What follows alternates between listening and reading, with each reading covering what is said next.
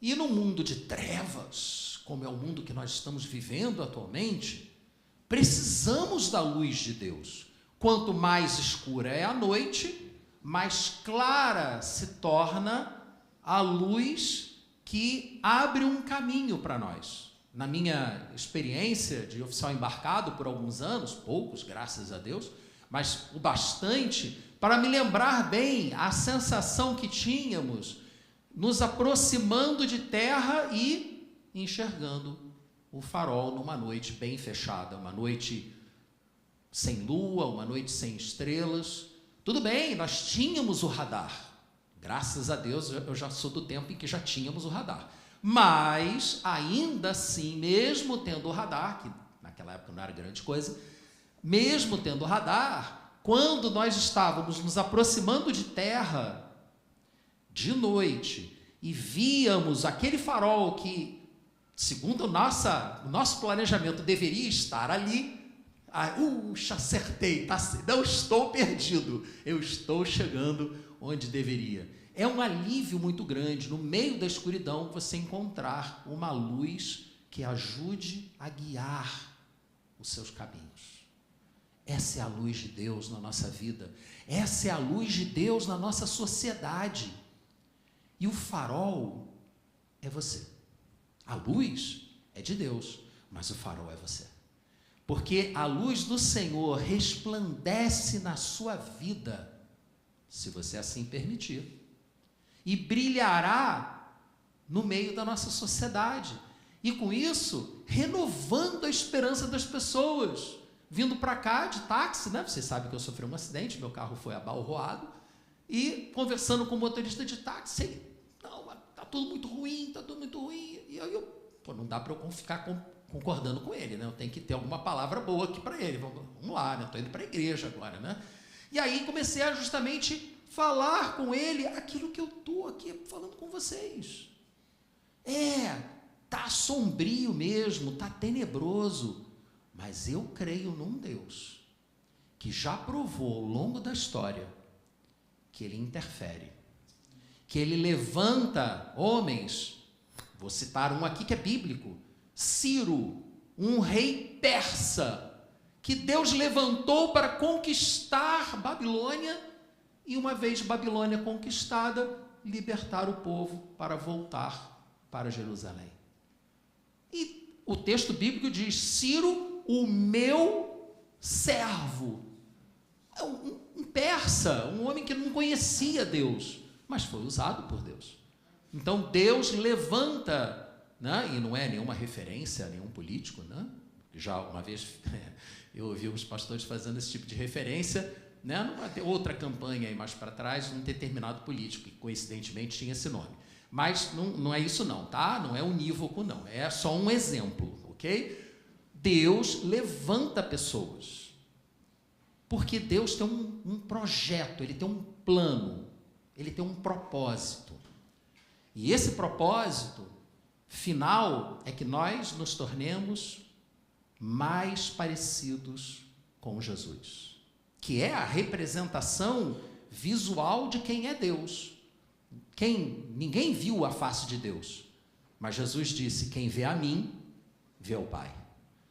Daí os sermos chamados de cristãos, seguidores de Cristo e imitadores de Cristo. E assim como ele tinha luz própria, né? Ele era um astro, nós não temos. Precisamos da presença do Espírito em nós para que possamos brilhar a luz do Senhor. A presença constante de Deus, porque Ele está presente constantemente, Ele é onipresente, mas essa presença não é percebida normalmente. É função nossa, ao resplandecermos a luz de Deus, assim permitirmos, ajudarmos as pessoas para que elas percebam a presença de Deus. A comunidade dos seguidores de Jesus tem essa função. Como? Por meio do exercício do amor de Deus. Deus é amor, Deus é luz, amor, luz, estão caminhando juntos. Se eu exercito o amor de Deus, eu estou brilhando a luz de Deus. É uma analogia unívoca. Como? Por meio do uns aos outros, como vimos na semana passada. E aí, partimos, o princípio de tudo é essa chamada. Se você não tiver uma Bíblia e quiser, a nossa irmã Pelúcia, ela pode entregar uma Bíblia para você. Faça um sinal para ela. Nós temos algumas Bíblias em papel ali atrás. Mas como vimos na semana passada, João capítulo 13, versículo 35, que está aqui projetado. Aliás, vamos ler juntos? Todos saberão que vocês são meus discípulos se vocês se amarem uns aos outros. E que amor é esse? Não é o amor eros, o amor sensual. Também não é o amor filói, o amor de amizade, que exige uma reciprocidade. Não, ele está usando ali o termo ágape. É o amor sacrificial, é o amor de Deus. E se ele é de Deus, só é possível amar dessa maneira quem tem a presença de Deus. Eu diria que a grande exceção humana no exercício do amor ágape, mesmo quem não conhece Deus, quem não tem comunhão com Deus, é a mãe.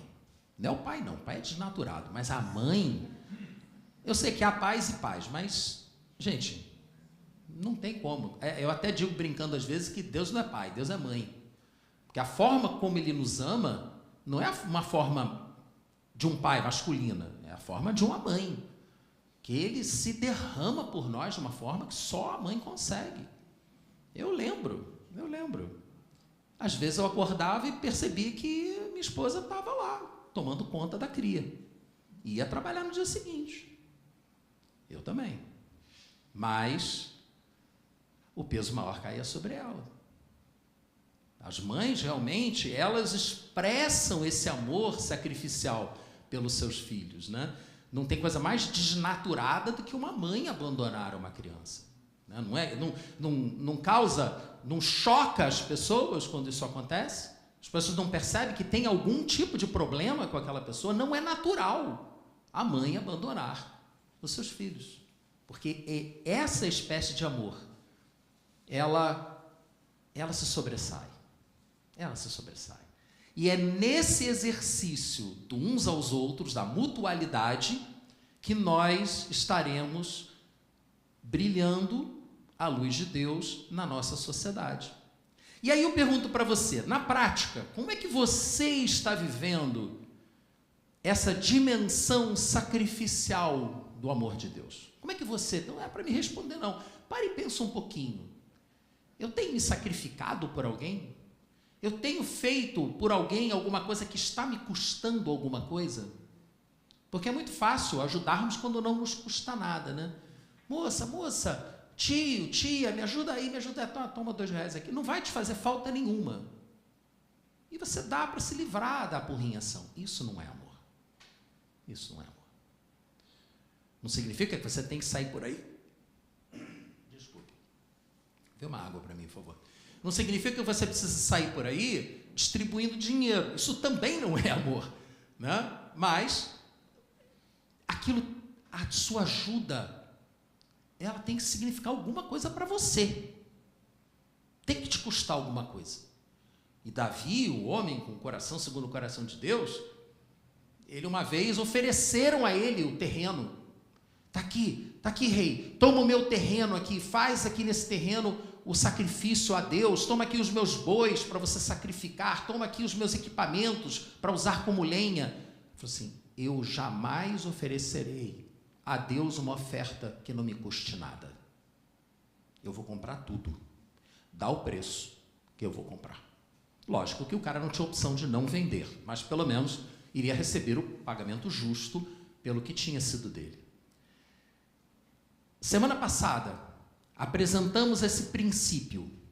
O amor de Deus, exercitado por meio da mutualidade, permite que sejamos agentes da luz de Deus nessa sociedade em trevas. E chegamos a ver duas aplicações muito práticas, bem sacrificiais. Uma, material. A gente se sacrifica ajudando outras pessoas. Porque o que não falta é necessidade, não é verdade? Todo mundo tem necessidade, todo mundo precisa de alguma coisa. E se você está deixando de comprar alguma coisa para você, porque está ajudando alguma outra pessoa, isso, de certa forma, é um sacrifício.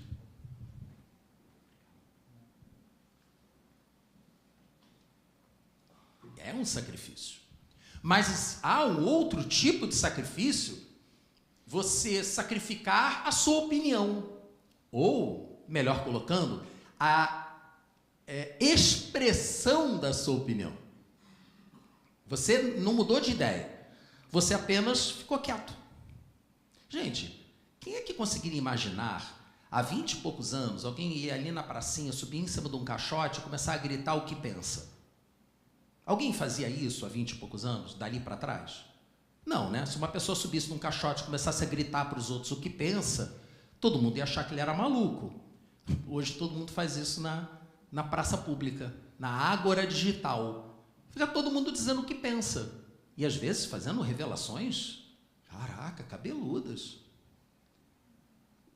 É uma coisa doentia. E mais doentio ainda é quando alguém não concorda com o que você pensa, fica te seguindo para te criticar. Gente, vai fazer alguma outra coisa que te dê prazer. Vai ficar me seguindo para quê se você não gosta do que eu falo? Mas é a praça pública, é a ágora digital. Então, nessa hora, se você sabe, e eu na minha posição de pastor, eu sou confrontado com isso. Eu tenho que tomar muito cuidado com o que eu falo. Só que como o meu principal princípio de vida é a honestidade, que me leva a vários sincericídios. Mas eu não escondo o jogo, eu sou o que eu sou e deixo claro o que eu sou, sempre aberto a questionamentos. Ah, por quê? Disso, aquilo, outro. Mas por que não assim? E assim vai. Não sou fechado à argumentação. Lógico que há formas e formas de você argumentar. Já mudei de ideia várias vezes. Várias vezes. Porque fui devidamente conduzido na argumentação de que eu estava errado. Eu mudei de ideia. Simples assim. Mas às vezes é necessário abrir mão. É necessário abrir mão do seu direito de expor a sua opinião. Às vezes é necessário você abrir mão do seu direito de comer o que você quiser, ou de beber o que você quiser, dependendo das pessoas com quem você estiver. Às vezes você tem que fazer sacrifícios pelo bem daquele relacionamento. Isso nós vimos na semana passada. São duas aplicações muito práticas do amor de Deus na mutualidade. E há várias outras, como eu disse, são cerca de 100 passagens, utilizando aquela palavra que é traduzida como uns aos outros. 100 passagens. O que não falta é prática de mutualidade na Bíblia. Mas eu não estou aqui para ficar desfilando versículos para você. Você pode jogar no Google, uns aos outros, versículos em que apareçam uns aos outros. Vai aparecer tudo lá e você vai ler. Eu creio que eu posso contribuir mais para o seu crescimento espiritual se eu trouxer alguns que, pela direção de Deus, sejam mais importantes. Tudo é importante, mas algumas coisas são mais importantes do que outras, né? E aí eu peço que você abra sua Bíblia na carta de Paulo aos Efésios. Carta de Paulo aos Efésios, capítulo 4. Nós não vamos ler toda essa passagem, é uma passagem muito longa, mas eu peço que você abra sua Bíblia lá, para que você veja onde está um conjunto de práticas, de atitudes que nos qualificam como os filhos da luz. Olha que coisa linda, você gostaria de ser chamado de filho da luz? Tem gente que é chamado de filho de outra coisa, né? Filho da luz. Quem procede da forma como está descrito em Efésios 4:17 a 5:14, tem a atitude dos filhos da luz. Mas dessas atitudes todas, eu quero que você leia comigo Efésios 4:32. Sejam bondosos e compassivos uns para com os outros, perdoando-se mutuamente, assim como Deus perdoou vocês em Cristo. Aleluia. Eis a segunda principal característica da mutualidade. A primeira é o amor, é o princípio. A segunda, perdão. Não tem como você amar se você não perdoar. Não tem como Deus nos amar se não nos perdoar. Você precisa perdoar. Todo mundo aqui deve ter decorado o Pai Nosso, né? Pai nosso que estás no céu, santificado seja o vosso nome, venha a nós o teu reino, teu, vosso, né? A gente se confunde todo. Venha a nós o teu reino, seja feita a tua vontade, assim na terra como no céu. Garotinho de Olinda sabe repetir isso legal. Se você ensinar direitinho, o papagaio também vai conseguir repetir. Se ele está entendendo o que ele está falando, aí é outra história, né? E aí ele chega e diz assim: perdoa as nossas dívidas ou ofensas, assim como nós temos perdoado aos nossos devedores ou ofensores. Assim como temos perdoado. Perdoa assim como temos perdoado. O Pai Nosso não é uma oração para você decorar e repetir 128 vezes para ganhar um refresco no purgatório, não. O que você fez hoje? Eu joguei uma pedra num passarinho. 100 Ave Marias e 22 Pais Nossos. Não é isso, gente. Não é isso. Lá no Sermão do Monte, Jesus ensinou essa oração como um roteiro de oração. Cada frase é uma dica do que você deve apresentar diante de Deus no seu momento de oração. E uma coisa muito importante é que você apresente para Deus o seu pedido de perdão. Senhor, me perdoa. Me perdoa do quê? Pergunte para Deus que Ele vai te responder. Talvez você não goste de ouvir, mas Ele vai responder. Mas você tem que afirmar perante Deus que você perdoa também. E depois da oração, Jesus ainda reforça o ponto dele, dizendo: porque se você não perdoar aquele que te ofendeu, você também não será perdoado. Olha que coisa séria. E tem gente achando que já está todo mundo perdoado no atacado, que não tem que fazer nada. Não é verdade, biblicamente falando. O perdão já está concedido. Mas ele é como energia elétrica. O fio que foi mostrado para vocês, que estava podre e se partiu, ao se partir o fio, a energia que havia no quadro não chegava até a tomada. Mas tinha energia? Tinha. Chegava na tomada? Não, porque o fio estava partido. O poder de Deus para te perdoar, ele está lá. Ele foi concedido na cruz. Na cruz, por Cristo. Está lá, está concedido. Mas você tem que ligar o fio para que a energia do poder de Deus chegue em você. E esse fio é você também perdoar. Primeiro você tem que se arrepender. E depois você tem que estar pronto a perdoar o outro. Por isso que eu te pergunto: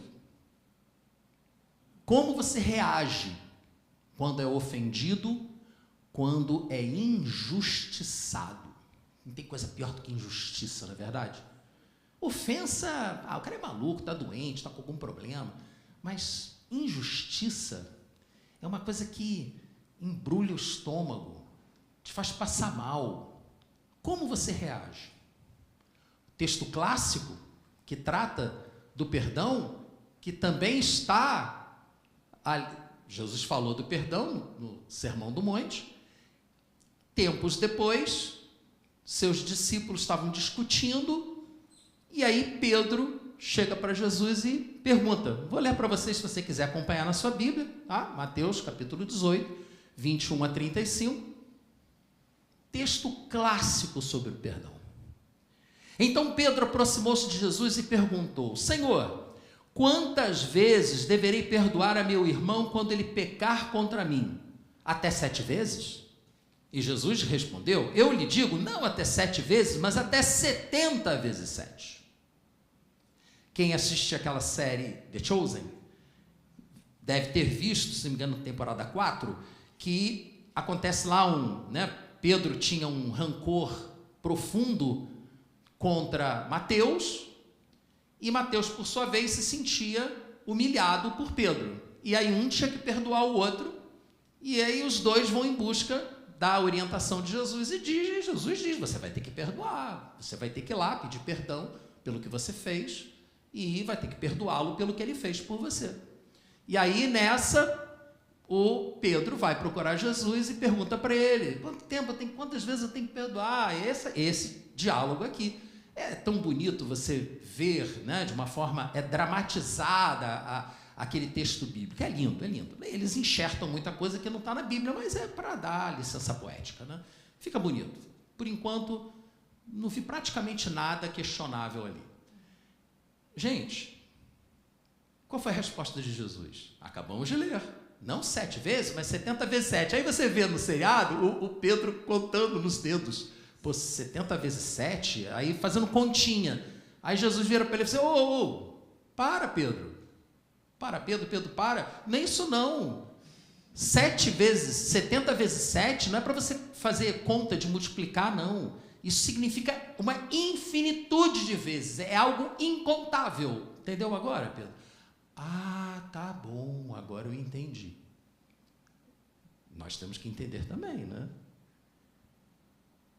É Jesus quem está dizendo. Mas como Jesus gostava muito de ilustrar os seus ensinamentos, principalmente aqueles mais difíceis de serem aceitos, ele vinha com uma metáfora, ele vinha com uma narrativa, que nós chamamos de parábola. E aí, ele, em seguida, a afirmação clara dele, deu uma resposta. Foi perguntar, ele respondeu.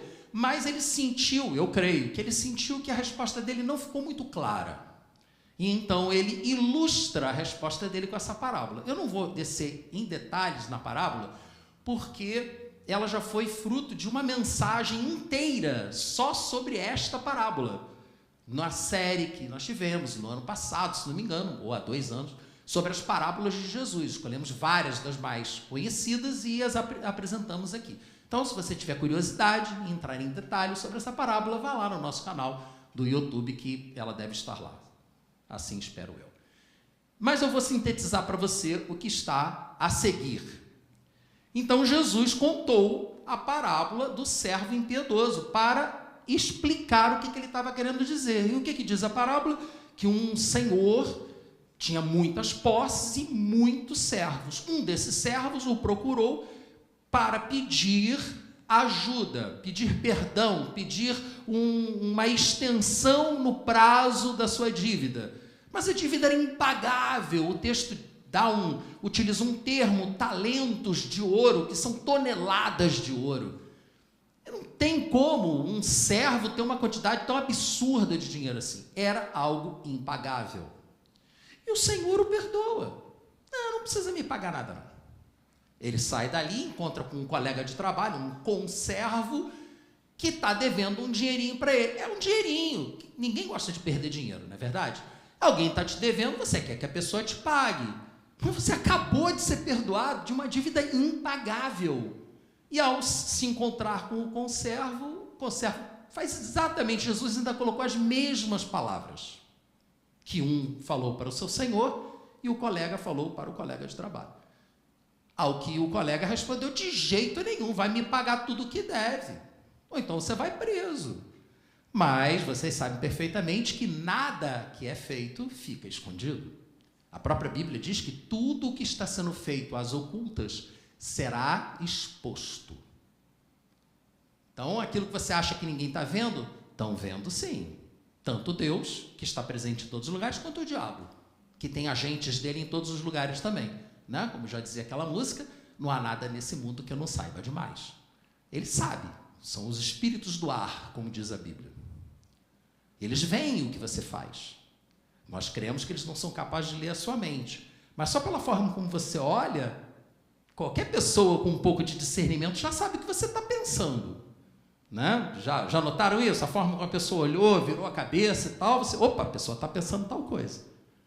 E o cara que nasceu há 10 mil anos atrás, ele sabe perfeitamente perceber o que está passando na sua cabeça pela sua resposta corporal. E aí? O que nós vemos na parábola? Contaram para o Senhor o que tinha acontecido. O Senhor mandou chamar o servo de volta. Vem cá, servo mau, eu não perdoei uma dívida impagável tua? Você, no mínimo, tinha que perdoar a dívida do seu colega. Você não vai perdoar a dívida do seu colega? Então o teu perdão está revogado.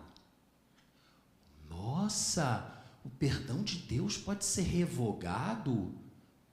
Aparentemente pode, né? Jesus está contando. Mas é uma parábola. Porque a parábola não é verdadeira? É metafórica. Mas nós estamos aqui falando de uma coisa muito séria. E quando a gente para pensar, para lembrar que eu acabei de falar que na oração do Pai Nosso está dito: perdoa as minhas dívidas, assim como eu perdoo aqueles que me devem, os meus devedores, a parábola está exatamente representando o que a oração do Pai Nosso está dizendo. Você vai correr o risco de achar que o perdão de Deus é sem condições? Recebeu, está recebido e vai até o final, faça o que quiser? Vai ser feliz, que no final vai dar tudo certo? Eu prefiro não correr esse risco. Porque o texto bíblico me alerta para isso. Se você deixar de perdoar, a sua dívida impagável que foi perdoada pode voltar a valer. Que foi o que aconteceu ali. E aí? Como é que a gente resolve esse problema? Com outro exemplo. Vamos ver um outro exemplo? Então quer dizer que eu tenho que perdoar? Tem que perdoar. Tem que perdoar, porque essa é a principal prática do amor de Deus, é o perdão. Se você não perdoar, você não vai conseguir se sacrificar pela pessoa, você não vai conseguir ajudar, porque você tem mágoa da pessoa. Você quer distância daquela pessoa. Então significa que eu perdoando, eu tenho que voltar a ser amiguinho? Calma. Vamos deixar que a Bíblia fale. Não vamos nos precipitar. Nós acabamos de ver uma série sobre a conquista da Terra Prometida, certo? Alguém se lembra dela ainda? Você lembra que o povo de Deus foi liderado na conquista da Terra Prometida por Josué? Eu espero que lembrem. Então, depois disso, Josué morreu, porque todo mundo morre um dia, né? Josué morreu. E aí o que aconteceu? Aproximadamente por 400 anos, a teocracia, que era a forma de governo do povo de Deus, o povo de Deus era governado por Deus, por meio de intermediários. Esses intermediários, Moisés, depois Josué, depois os juízes. Tanto que logo depois do livro de Josué vem o livro de Juízes. E aí vem os juízes. Vários desses juízes eram profetas, mas nem todos. O último desses juízes se chamava Samuel, profeta poderosíssimo na presença de Deus. Poderoso. A história dele já é maravilhosa, dá várias pregações, a mãe dele, Ana, chorando porque não consegue engravidar. Fantástico, um dia a gente volta a isso. Mas o que eu quero chamar a sua atenção é para uma personagem desse contexto do fim da era dos juízes e a transição do regime de governo do povo de Deus, da teocracia para uma monarquia. Samuel foi orientado por Deus a atender o desejo do povo. E Samuel ficou muito chateado quando ouviu isso. Foi reclamar com Deus. Deus virou para ele: Samuel, não é você que o povo está rejeitando. O povo está rejeitando a mim. Quem mandava neles era eu, você era só o meu intermediário. E o povo não querendo você, na verdade, o que eles não estão querendo é a mim. Mas tudo bem, deixa eles. Faça o que eles estão te pedindo. E ele fez. Escolheu um homem que atendia à vontade das pessoas. Um homem que era, segundo o texto bíblico, com uma cabeça mais alta do que todo mundo. O cara se sobressaía na multidão. Saul. E Saul, aí você lê no primeiro livro de Samuel, Saul fez muitas coisas para Deus, foi um guerreiro fantástico, só que chegou uma hora que ele começou a se ensoberbecer, ficou cheio de moral e começou a achar que ele estava fazendo porque ele podia, e não porque ele estava sendo apenas um agente de Deus. Isso acontece com muito pastor também, tá? A igreja começa a crescer, o cara começa a achar que a luz é dele. Não, ele é só um reflexo. E aí, de tanto fazer lambança, Saul chegou no limite dele e Samuel foi avisar para ele que já era. O reino dele não teria continuidade. Porque Deus, está lá em Samuel, 1 Samuel 13, 14, Deus já tinha escolhido um sucessor para Saul, e não seria o filho de Saul, Jonatas, seria um sucessor para para o reino, um homem com o coração segundo Deus. Um homem com o coração segundo o coração de Deus. Então, Davi era um cara especial. Ele era perfeito? Não. Mas ele tinha algumas características.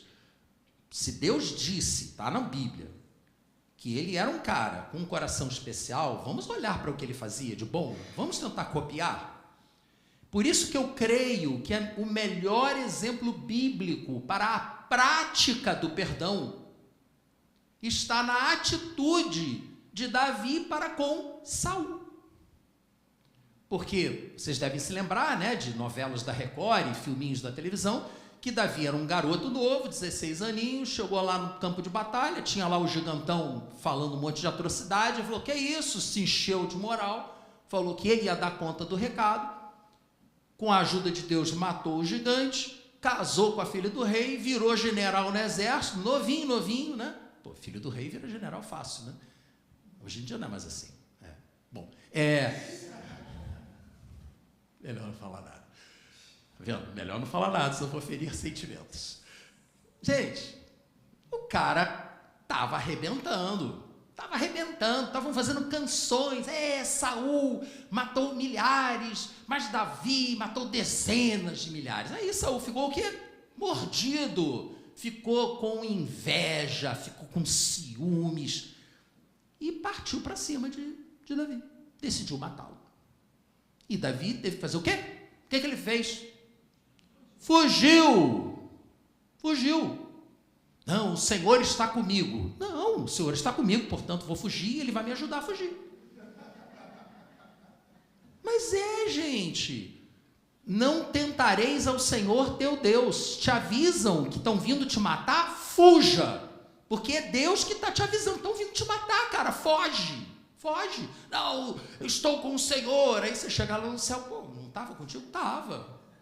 Não era hora de você chegar, mas você não quis ouvir meu aviso. O que eu posso fazer? Você escolheu.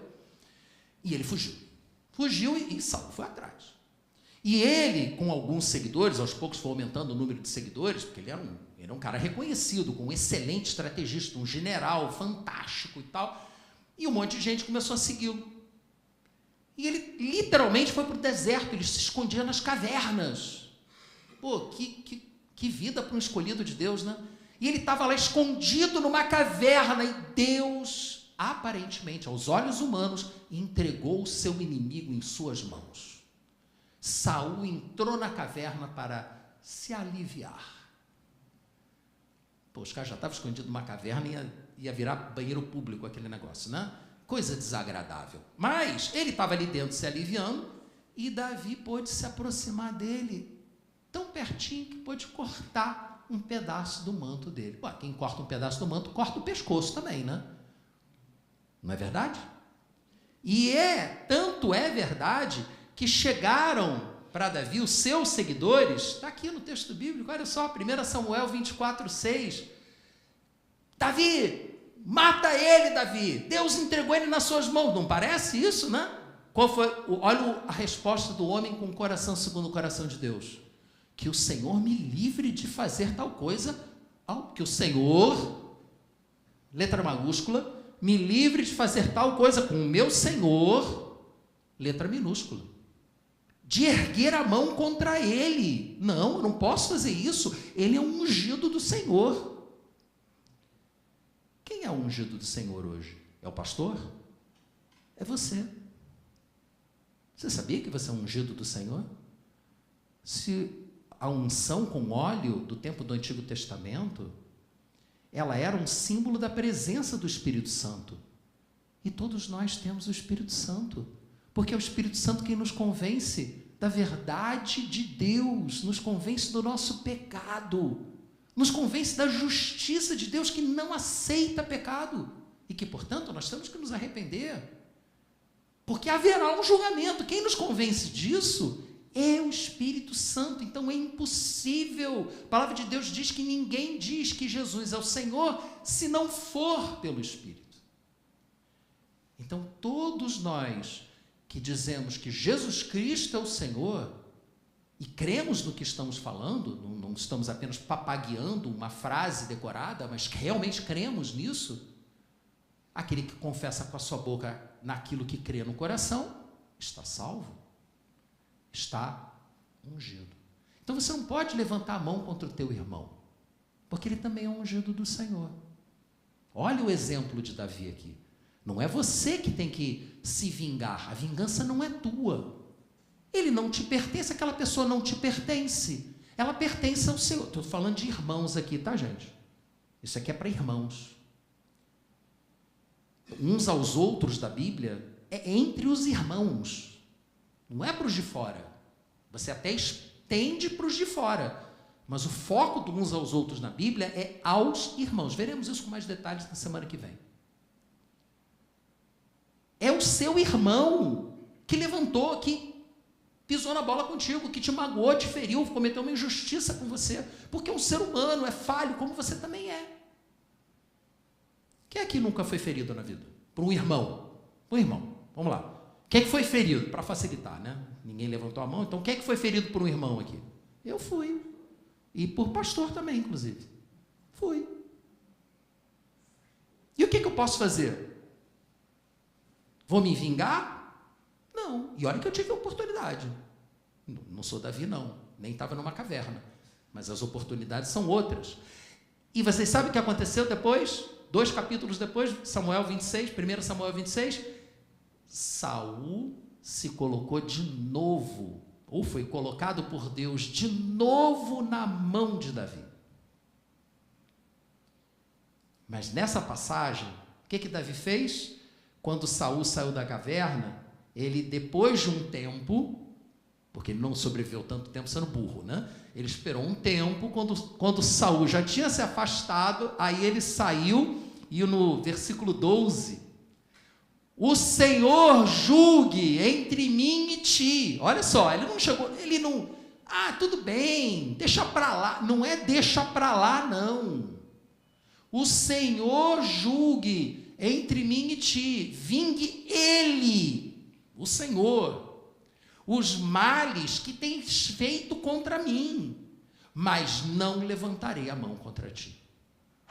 Não é competência minha me vingar, mas que o Senhor veja o que está acontecendo. Isso é perdão. A pessoa está na tua mão, você pode se vingar, e você não se vinga, e você deixa passar. Você não faz de conta que não aconteceu, você deixa passar, porque não compete a você acertar o marcador. Isso é para Deus fazer. Deixa nas mãos de Deus e que compete a Deus. Mas você tem que perdoar, porque se você não perdoar, você não será perdoado. Acabamos de ler isso. E a falta de perdão fica dentro de você como uma erva daninha, envenenando você por dentro. Dizem que não perdoar alguém, guardar mágoa de alguém, é como você beber veneno e esperar que a outra pessoa morra. Não é a outra pessoa que vai morrer, vai ser você, no mínimo espiritualmente.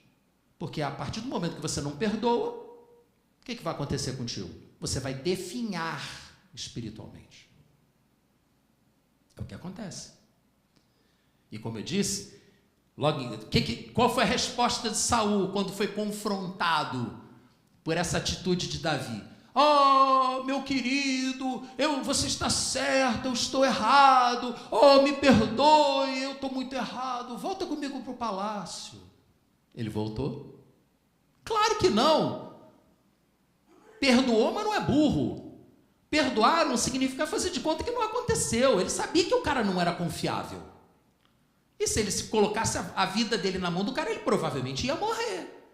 E aí, depois de morto, não tem mais como perdoar ninguém, né?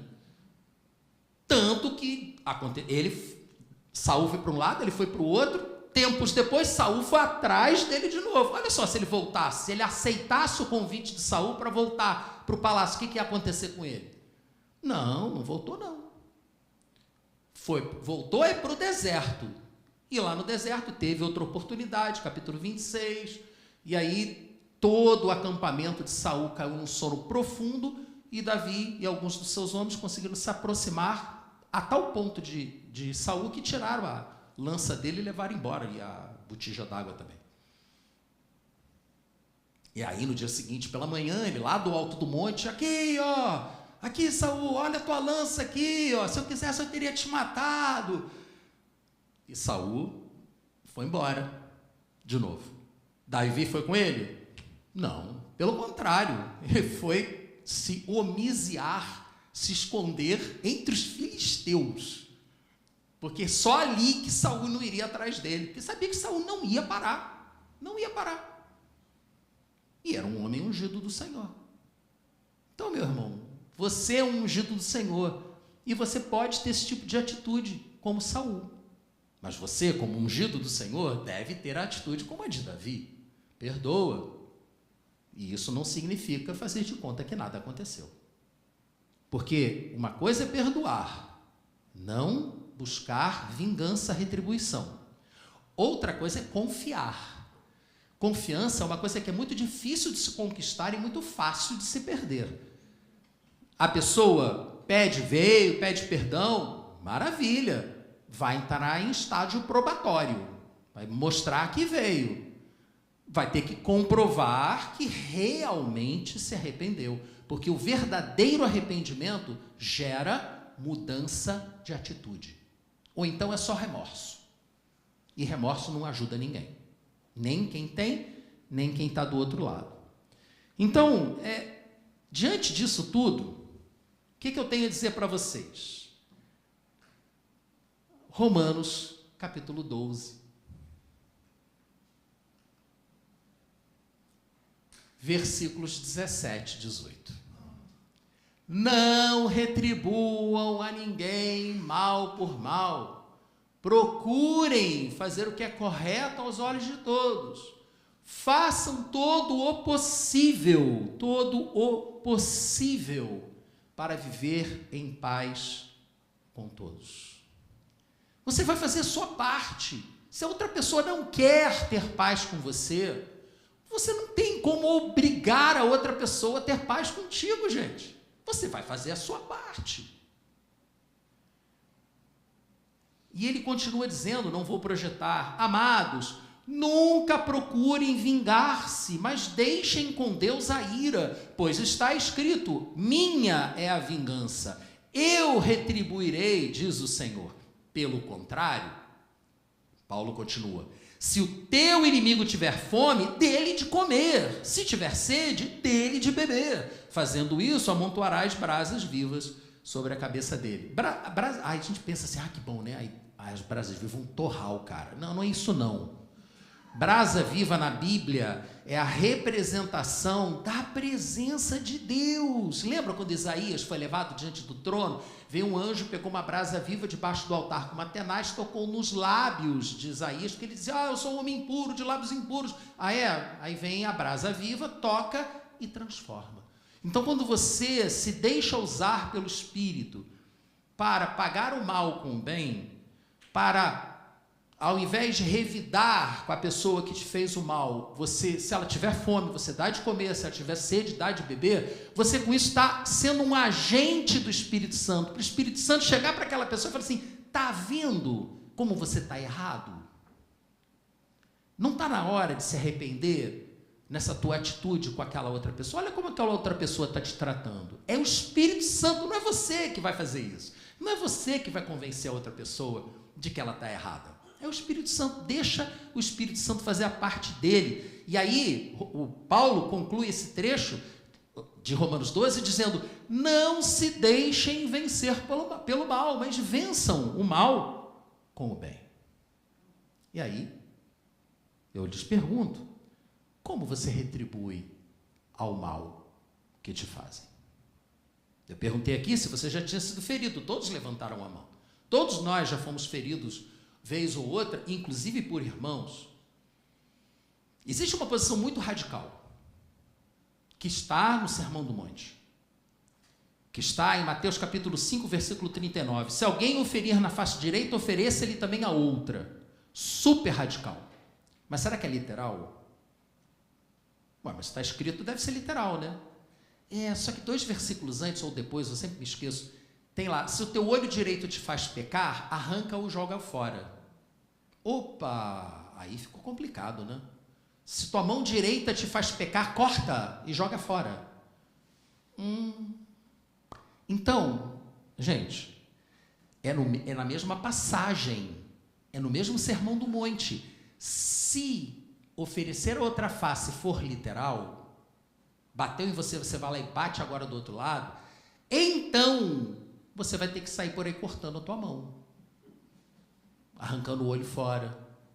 Quem é que nunca botou o olho no bem do vizinho? A gente não consegue evitar, é da natureza humana.